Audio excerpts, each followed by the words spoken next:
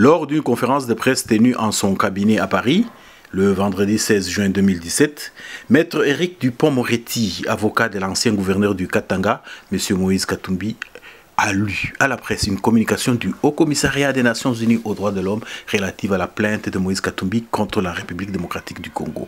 Mesdames et messieurs, bonjour, et merci d'avoir répondu si nombreux à notre invitation.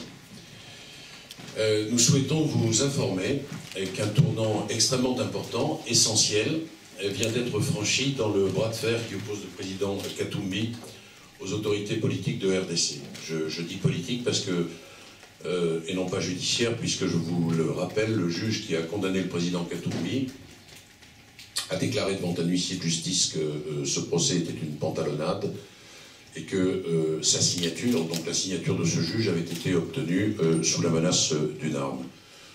C'est la raison pour laquelle d'ailleurs ce magistrat est ici en France protégé.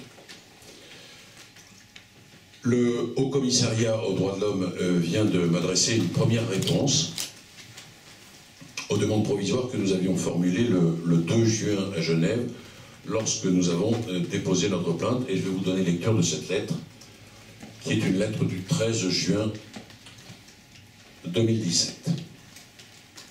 Monsieur, j'ai l'honneur de vous informer que la communication datée du 2 juin 2017 que vous avez présentée au Comité des droits de l'homme en vertu du protocole facultatif se rapportant au pacte international relatif aux droits civils et politiques au nom de Moïse Katumbi a été enregistrée sous le numéro de dossier 2990/2017. Je vous prie de bien vouloir vous référer à ce numéro de dossier, pardonnez-moi, dans toute future correspondance avec le comité.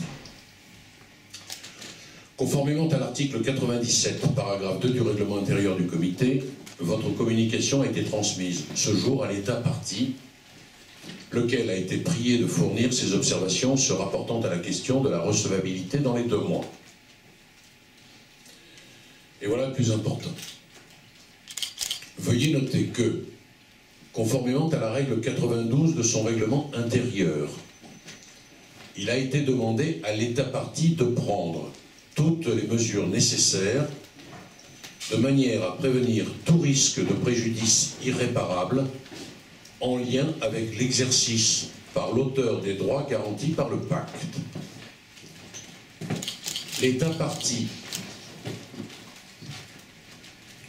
est notamment tenu de prendre toutes les mesures nécessaires en vue d'assurer que l'auteur puisse rentrer en République démocratique du Congo et puisse participer librement et en toute sécurité en tant que candidat aux élections présidentielles prévues pour la fin de 2017.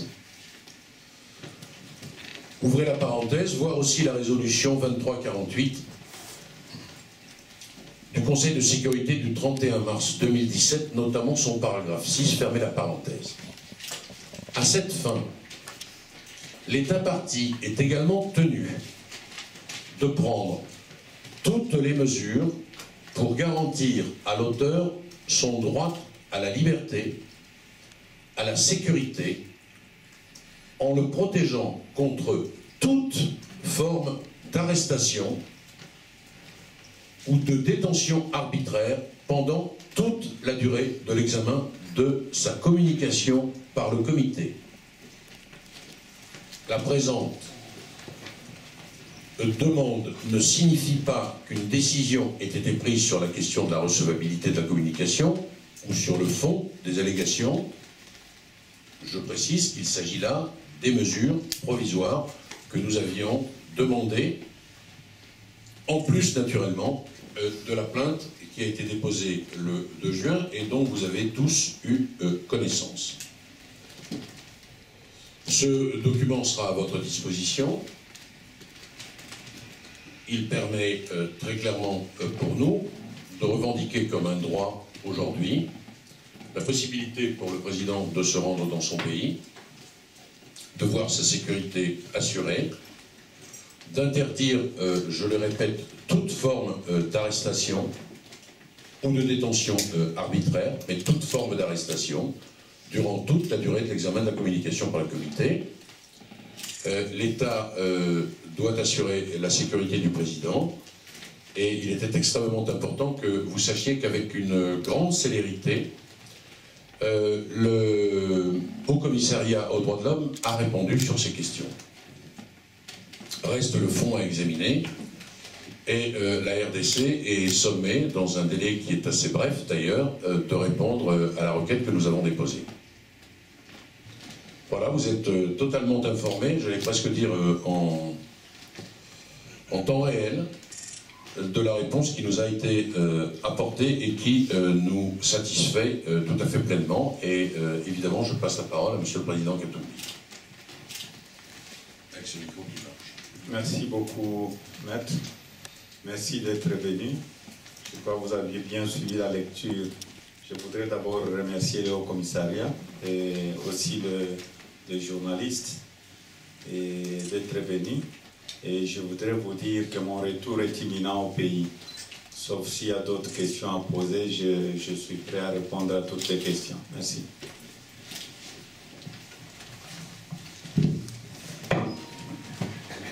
Je vous verrai bien entendu de pouvoir vous identifier, comme ça le président pourra répondre à votre question. Je vous en prie. Bonjour, monsieur le président Katumbi, Nadir Djenad de la BBC Afrique. Vous venez de dire que votre retour en RDC est imminent. Est-ce que vous attendez d'abord d'avoir une réponse suite au courrier du commissariat de l'ONU des droits de l'homme, ou vous avez l'intention de partir avant même d'avoir cette réponse? Merci. Voilà, la réponse est là. La recommandation du Haut Commissariat est là. Donc je rentre en homme libre. C'est une recommandation du Haut Commissariat et je vais rentrer pour sauver mon peuple au pays. Je vous en prie. Monsieur Katumbi, bonjour, Rémi Carlier de France 24. Vous comptez rentrer en RDC bientôt. Est-ce que vous pensez essayer de bénéficier de la protection de l'ONU une fois rentré? On a demandé à l'État déjà de me protéger dans cette lettre. Donc j'aurai une protection de l'État. C'est la responsabilité du gouvernement congolais. Vous avez confiance en cela? J'ai confiance parce qu'il y a une lettre des Nations Unies. J'avais dit la fois passée que j'étais un grand légaliste. J'attendais ça, j'attendais la réponse et je rentre bientôt. Oui, madame. Marie Wolfram de l'AFP. Est-ce que vous avez eu des assurances de l'État congolais sur votre protection? Et quand vous dites retour imminent, c'est quand? C'est le temps de faire mes valises et dire au revoir à des amis. Et aussi, le plus important pour moi, c'était la réponse du Haut Commissariat des Nations Unies. C'est le plus important. Je fais confiance aux Nations Unies et je vais rentrer. Je vous précise que nous allons quand même, pour que la sécurité soit efficace et efficiente, saisir la MONUSCO. C'est un processus politique, mais je pense que vous savez que la RDC, jusqu'à présent, n'a pas beaucoup respecté les règles de droit. Et la pantalonnade de procès à laquelle nous avons assisté, et à laquelle peut-être, s'il devait se poursuivre, assisteront des observateurs internationaux, le démontre surabondamment. Nous avons tout de même un certain nombre de choses qui sont dites dans cette lettre. Je les rappelle pour mémoire, parce que ça n'est tout de même pas rien. D'abord, on assure la liberté et la sécurité du président Katumbi pour qu'il puisse participer à l'élection, prévue fin 2017. Ça, c'est la première affirmation de cette lettre. Deuxièmement, bien sûr, interdire toute forme d'arrestation. Je dis bien toute forme d'arrestation. Ou de détention arbitraire, qui plus est, évidemment. Que fera la RDC de cette recommandation? C'est la question que vous posez. Mais il y a la MONUSCO maintenant que l'on peut saisir. C'est un processus politique. Parce que cette lettre ne suffit pas. Vous l'avez bien compris, surtout si la RDC n'envisage pas de la respecter. Jusqu'à présent, on n'a pas le sentiment que les règles aient été respectées. C'est la raison pour laquelle cette lettre nous autorise maintenant à saisir la MONUSCO pour qu'il y ait une protection réelle, efficace, efficiente, et que le retour puisse se faire dans des conditions de sécurité absolue.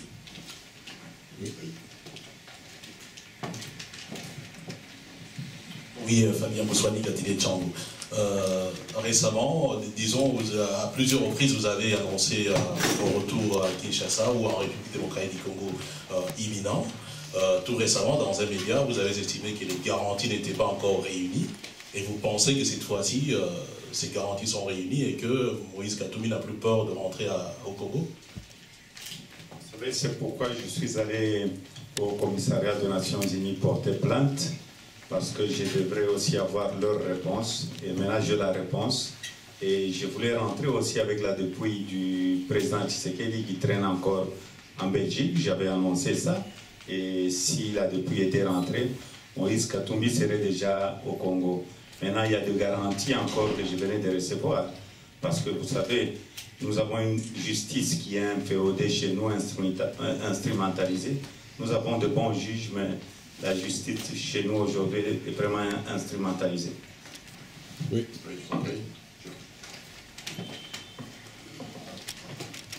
Bonjour, Joël Tiloun du Journal Le Monde. Justement, est-ce que vous allez rentrer avec... Joël Tiloun du Journal Le Monde. Est-ce que vous allez rentrer avec la dépouille d'Etienne Tshisekedi et comment aujourd'hui vous voyez votre base, c'est-à-dire le rassemblement et votre base politique qui semble divisée? Le rassemblement est encore très fort et très unis aussi. Nous sommes très unis aujourd'hui parce que vous savez, le rassemblement, c'est les 9 plateformes. Et les 9 plateformes existent, sauf 2 personnes qui sont parties. C'est le signataire de l'accord de la Saint-Sylvestre. Il y a eu 13 personnes du rassemblement qui ont signé l'accord. Il y a seulement 2 qui sont partis. Et vous voyez le résultat aujourd'hui. Il n'y a pas de stabilité dans notre pays parce qu'on ne voulait pas respecter l'accord.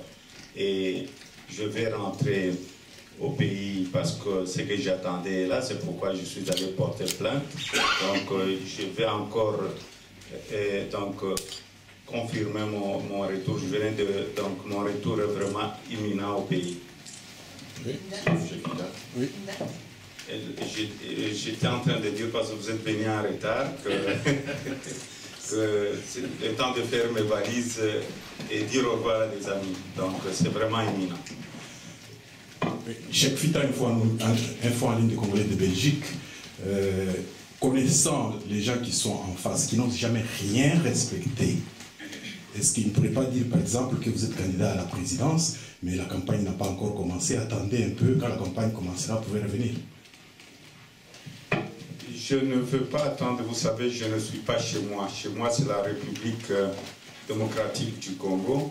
Je vais aller voir la souffrance de mes frères qui sont dans les 2 Kasaï et aussi à l'est du Congo. Je rentre pour préparer, c'est vrai, ma campagne parce que je suis candidat et que quand je vais rentrer, c'est pour un grand changement en République démocratique du Congo. Ils n'ont pas le droit de m'interdire. Maintenant, j'ai la réponse des Nations Unies, donc je rentre chez moi au pays.